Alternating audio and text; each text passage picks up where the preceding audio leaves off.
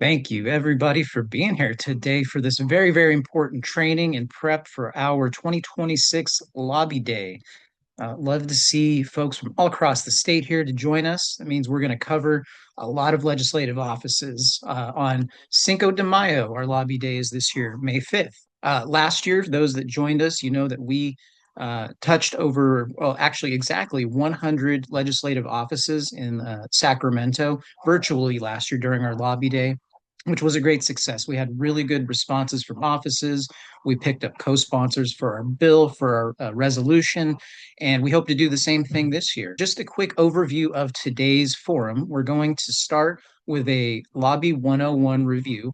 So for those that have never done a lobby day before, there's some really important information here that we hope you can take back and apply when you go talk to your legislators. For those that have done this before, some have done this for years, some have done this for decades. I think it's still a good refresher to keep us on our toes and make sure that we're, hitting all the points in our lobby visits. Because the way that we present ourselves to the legislators or their staff as CARA reflects on the organization, right? If we're prepared, if we're educated on the issues, then we come off gaining political capital, meaning we're stronger than when we went into the office. If we come in unprepared and we're obviously winging it, that gets talked about, and that can help us lose political capital as an organization. Thankfully, because of you all, CARA has a really, really good reputation. And that reputation is one of those tools that allows us to punch well above our weight level as an organization. So, no doubt, this will be another successful one. With all that being said, just want to remind folks that CARA operates off the kindness of donations like folks like you. So I'm just going to drop a quick link into the chat. If you're able to, any bit helps to keep us in the fight because we are truly, a nonprofit organization that fights for seniors and people with disabilities, and we want to keep up that fight. So please consider donating to CARA today. So with that being said, I'm going to share my screen. Welcome to Lobby 101.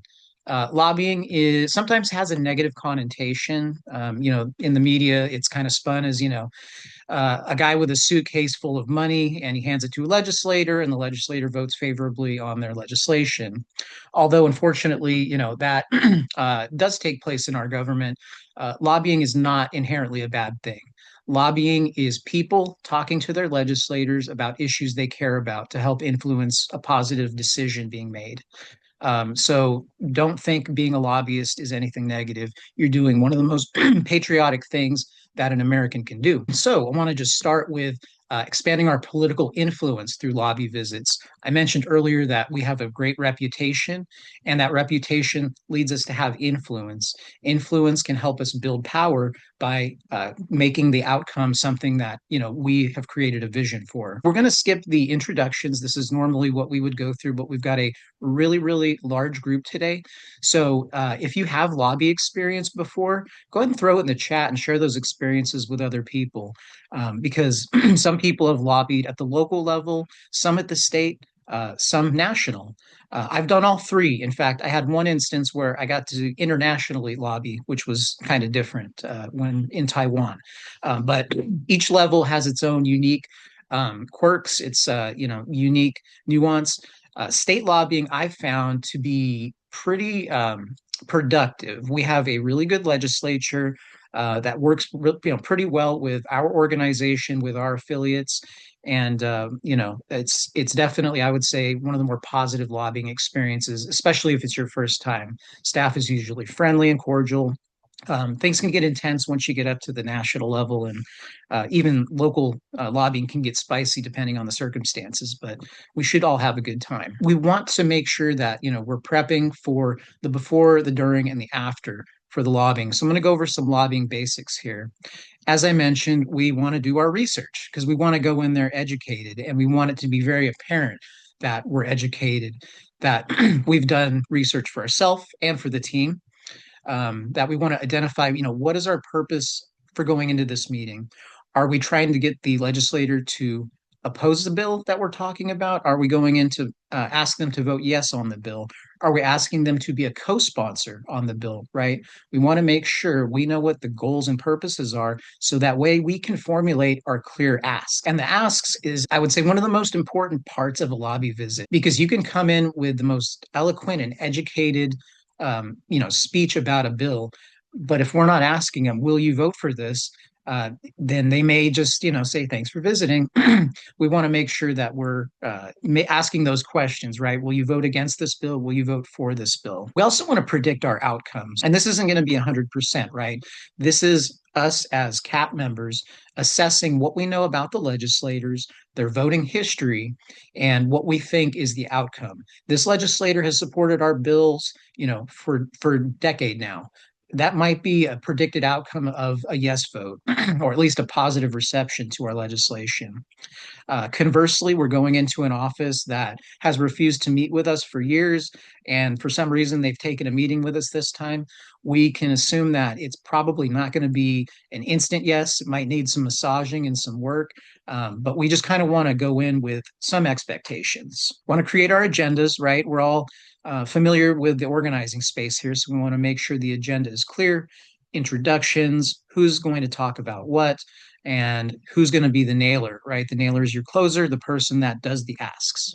As I just mentioned, we want to allocate team roles, and this will be done within the local CATs. Y'all will figure out who's your facilitator, your storytellers, your nailer. And we want to understand that concept of political power, which I'll delve into in a little bit here. Now, during the meeting, we want to set the tone, let them know why we're here, what our intentions are. We want to share your stories. Okay. Now, this is one of the most powerful tools that we have in our toolkit here because anyone can go in with statistics and studies and say, look at what the research says. But those numbers can be refuted by people. Even if they're incorrect, they can still say, well, I don't trust the source, this and that. But when you come in with your story, you are the subject matter expert on your life experiences. You know what you experienced, what you felt, and that cannot be refuted unless they want to straight up call you a liar, right?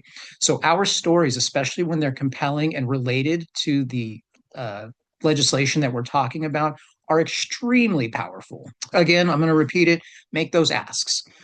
We got to ask that question. No direct dealing.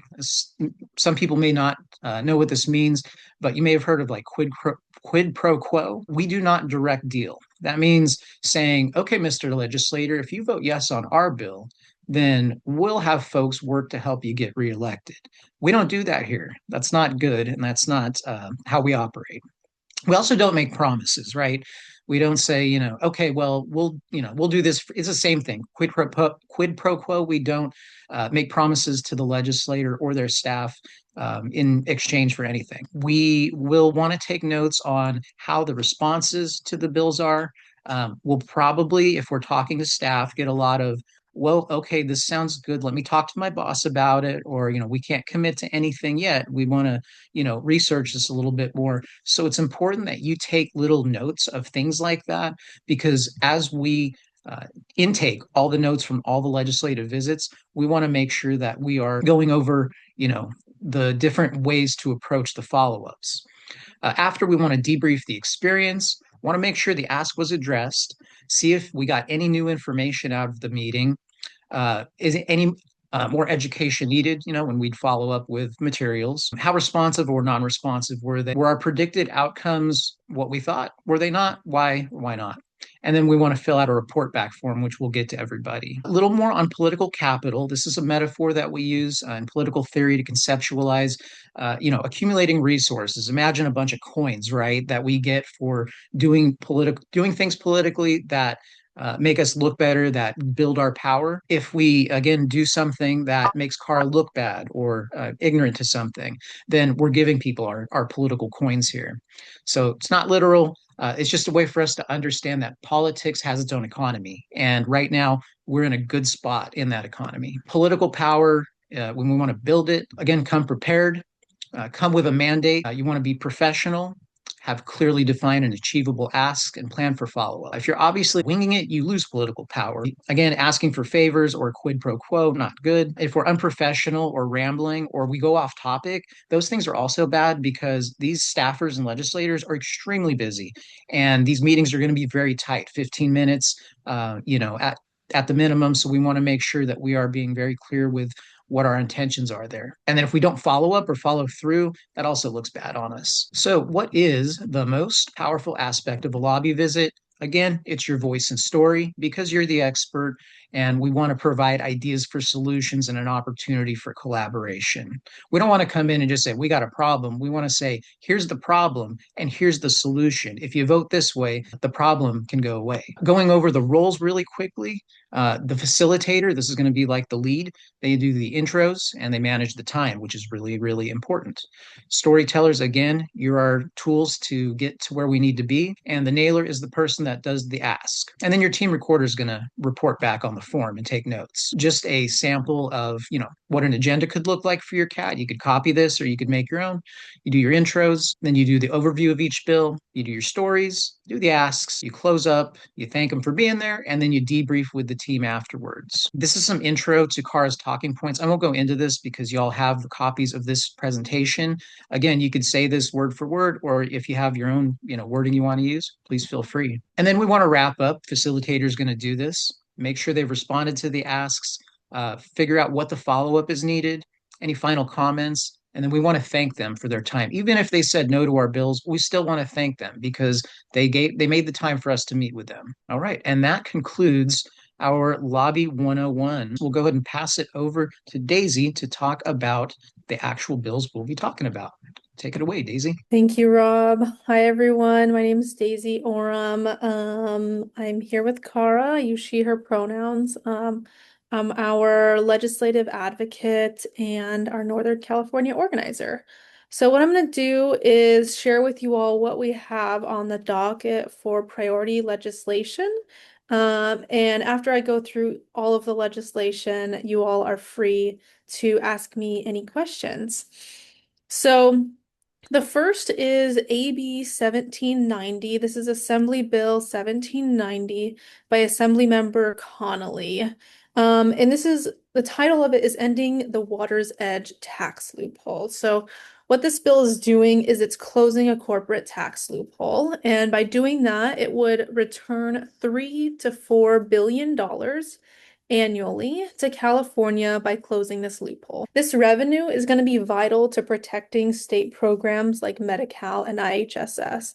And so that is really the importance of this bill, bringing in that revenue to save state programs that support seniors and people with disabilities.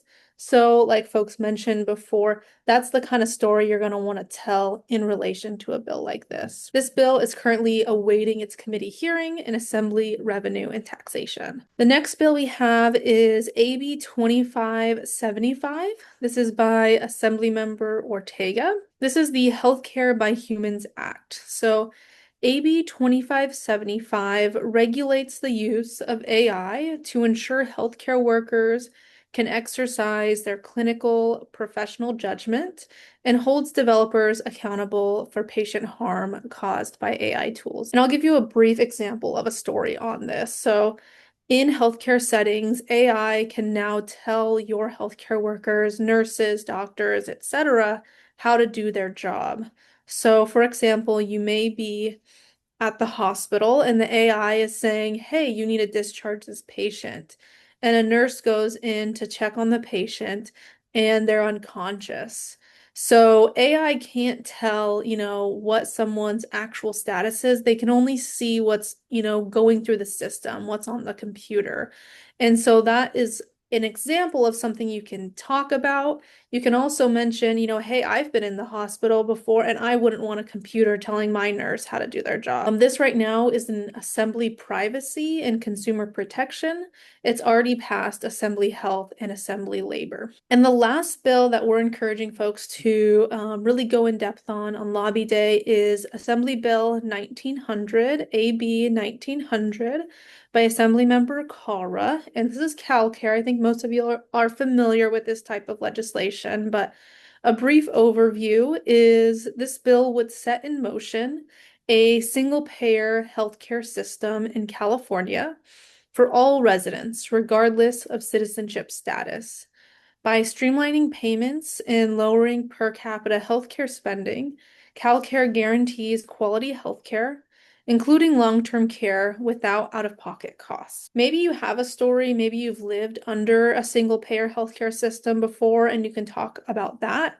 You could also mention what a single-payer healthcare system would do for you. Maybe you'd be able to see all the doctors you want. Maybe you wouldn't have to worry about out-of-pocket costs anymore. Maybe, someone wouldn't have to worry about that stuff. So those are examples of types of stories that you could tell on this bill.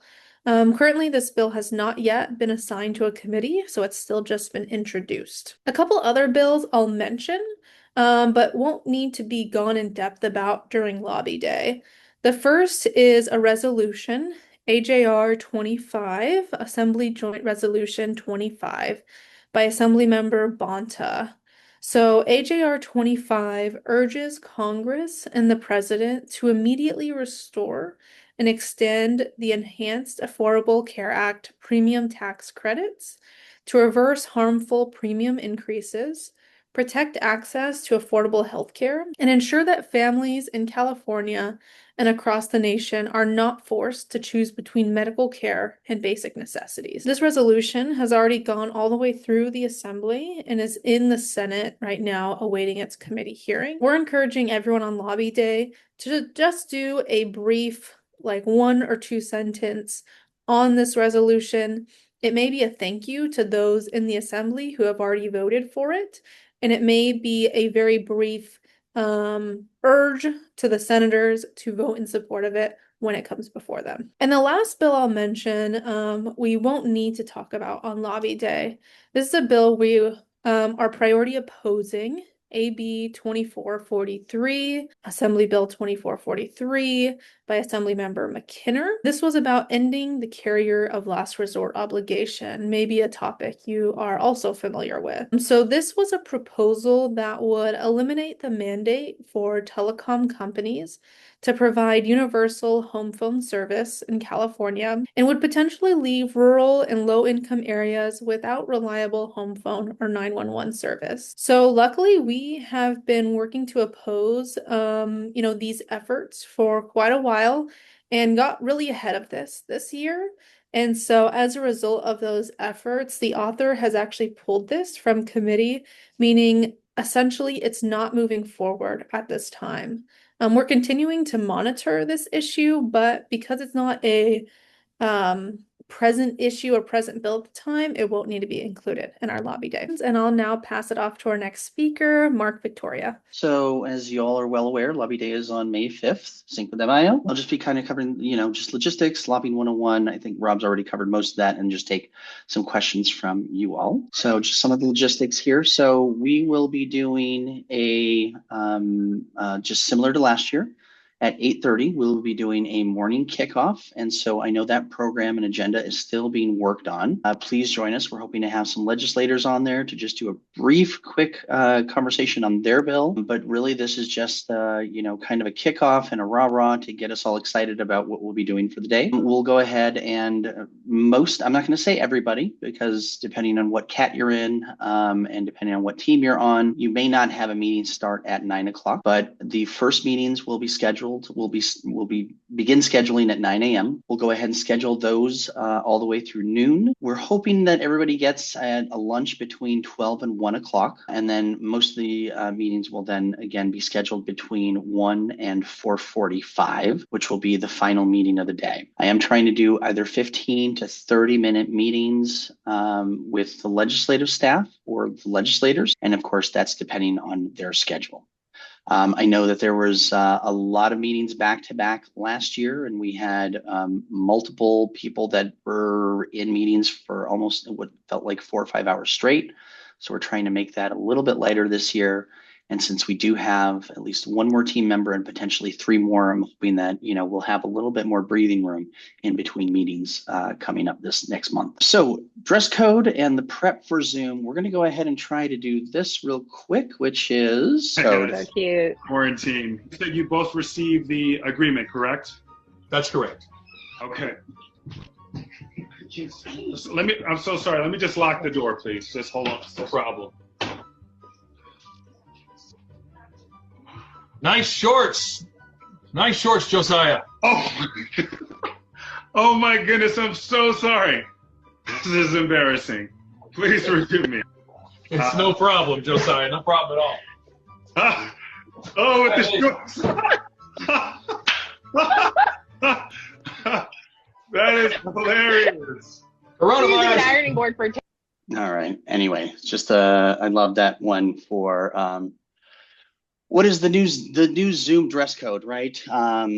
Business on top and in kind of pajama bottoms, I guess, or whatever it is folks are wearing these days on the bottom. So obviously, when we're looking for, the dress code for May 5th, we're hoping that everybody can either do a business casual with or without a California Alliance for Retired Americans t-shirt that I think many of you have. If you do have it, please wear it.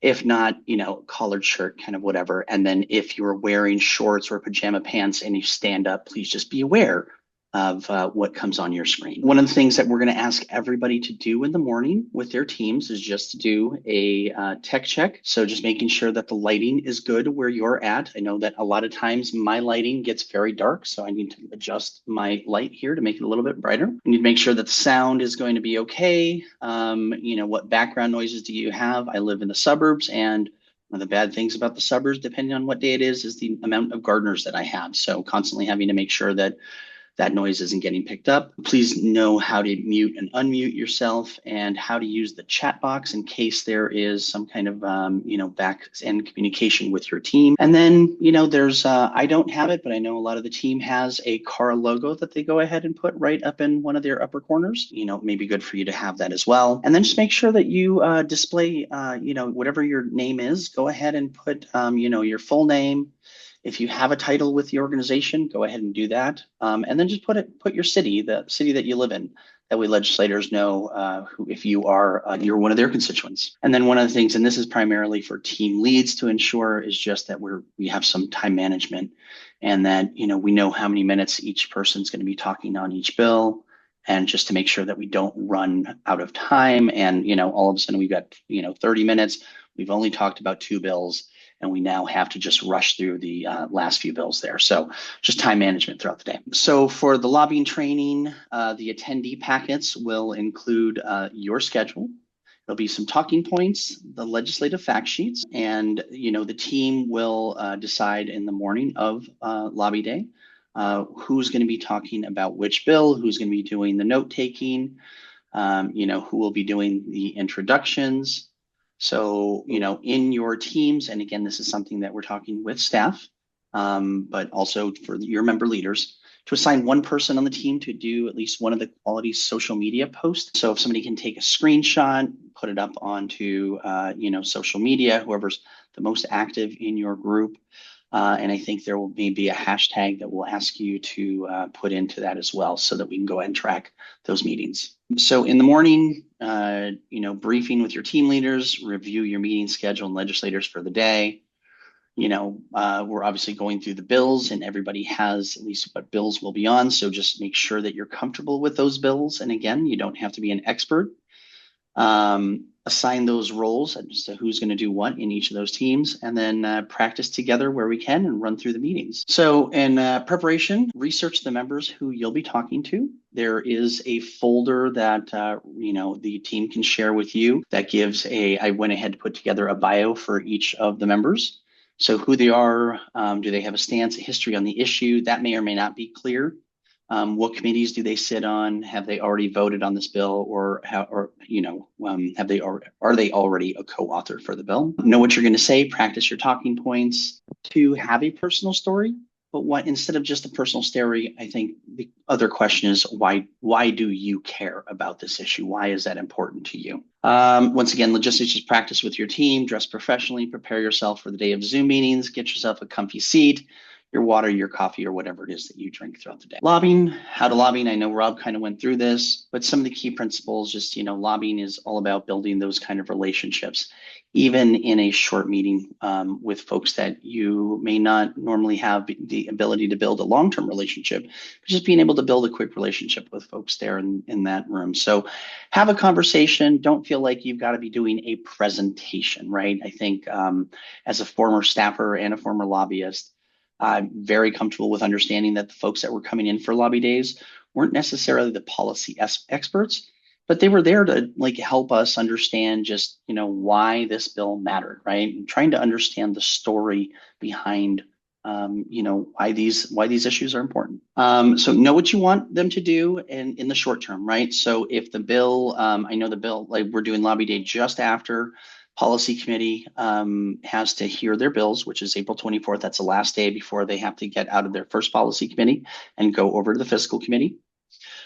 So we'll be primarily lobbying for these bills on the floor of the assembly. So still very important that we, a lot of these legislators will not be able to hear from many of their constituents because, since we're not hitting them in the committee, it's really dependent on us to be able to spread the word to all those, assembly members and senators, so that when the bill gets to the floor, they've heard your voice and your concerns on their issues. So what are some of the goals? It's to convince a decision maker to support our position, to build credibility, access, and influence with the decision makers. We'll provide you with a one-pager and say we have experts who can answer the subject matter detailed questions, right? So there will be some leave-behinds that we'll provide to you. Don't ever say that, don't ever make up an answer to a question. Make sure that, if you don't know the answer, that is okay. It's most important for us to say, you know what, I don't know, but we'll get somebody that the answer to you. Educate decision makers about our programs and the organization. So one of the things that the team lead should do is just do a very quick and brief introduction of what CARA is and why it exists. And so when lobbying, you have 3 basic actions, which is 1, to provide information, gather information. I think that's the most important for for your leadership team, but also to be able to kick it back to, the author, is to hear what some of the legislators are saying about that specific bill. And then basically just to share that with CARA as well. So, and we'll be sharing not only a Google Notes version, but also a hard copy of the type of notes that we're looking for from you and your lobbying reports. So once again, just kind of lobby meeting breakdown, start with intros, getting to know each other, start with the framing of the conversation, then have each team member talk about their assigned bill and or priority, ask about legislative office's current priorities, take a group photo, share on social media, and then again, don't forget to take the notes and transcribe those into the Google form afterwards. That way we know what we need to follow up with. And again, if you don't know the answer to a question, that's okay. Respond by saying you're not sure, that somebody will follow up with them for an answer. And make sure you write that question into the Google form so one of your leadership members can follow up with you. So some of the level setting, right, is standing up for seniors, standing together. Today we come together as members of the California Alliance for Retired Americans, united by a shared commitment to justice, dignity, and the rights of older adults across our state. In the face of federal uncertainty, California must lead as federal programs like Social Security, Medicaid, Medicare, and Medicaid face renewed threats. California must remain a bulwark against those federal threats. We need policies rooted in reality. Our lived experience matters most. Decisions about older Californians must be based on the real needs we see every single day. And I think that's one of the reasons why the Water's Edge bill, I think, is so very important. It doesn't necessarily do one specific thing, but the tax exemptions that these corporations that are outside of the state that they're getting are huge, $3 to $4 billion every single year. And if we can get that back into the general fund, that is going to help many of the programs that we all depend on. And then, again, just investing in aging with dignity, right? And that's one of those things that, if the Water's Edge were to repeal, we have that to be able to fund many of the programs that we depend on. All right, everyone, just wanted to say thank you to our speakers for being here today, to Mark and Daisy. Thanks for all of you for being here. Can't do this without you. We hope that you learned something. And if you're a pro at this, and I saw we had people that had multi-years, if not multi-decades of lobbying experience, I hope you got something out of it too. I'm going to post here just some quick things in the chat, some links that you might find helpful. As you're posting on social media on Lobby Day, we've got several of CARA's social media pages that if you hashtag, will show up on our pages as well. So we're going to set that up. But please, if you haven't subscribed yet to any of these and you do use social media, please sign up. I get that. We have some folks that are in our midst that don't use social media, and that's okay. I don't use it personally. I only use it for work. But if you do use it, please come on and join us on there and grow our subscriber counts. I'm also going to talk about our senior vote program, dropping a sign up link in right now. We are going to be engaging in some electoral work later this year, just as we do every 2 years. We're going to be getting started in September, but it's never too early to sign up. We're going to be working on, ballot initiatives. We're going to be working on some races. So please sign up early and get your folks and your cats signed up too, because we want to have the largest senior vote program that CARA has ever executed. Post again our donation link. Again, CARA runs off the fuel that is provided by you all.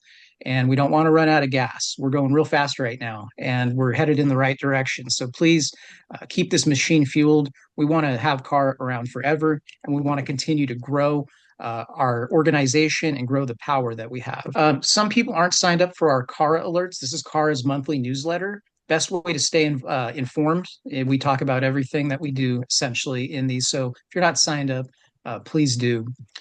And finally, I've been dropping this link throughout the forum today, but if you haven't signed up, there's the Lobby Day sign up form that it just got posted in the chat. I understand some people can't use the forms. So if you can't, just talk to your organizer and they can get you inputted, no problem. Same thing goes for the social media posting on Lobby Day. Again, I get that, some people don't use social media. So we can either coach you through that, help you out. If you don't know how to take a screenshot, same thing. We're going to have a staff person in every one of these lobby visit rooms. So we can back you up on that and teach you how to use hashtags and all that. And if you're not comfortable doing it, we can certainly, take the screenshots and post them straight onto our social medias. So with that all being said, I'm looking forward to a very productive and a busy but productive lobby day. It is Cinco de Mayo. I will ask that you keep the margaritas until after your lobby visits are done. You can have a little celebration at the end if you want. Just don't start too early. With all that being said, again, thank you everybody for being here. Thank you for making CARA what it is and for helping us punch well above our weight class. We're going to have another heck of a lobby day. I'm really, really looking forward to it, everybody. Thanks again. Any questions, please talk to your organizer. All right. Thank you, everyone. Have a great rest of your day. Have a great weekend. We'll see you on Cinco de Mayo. Thank you. Thank you. Thank you.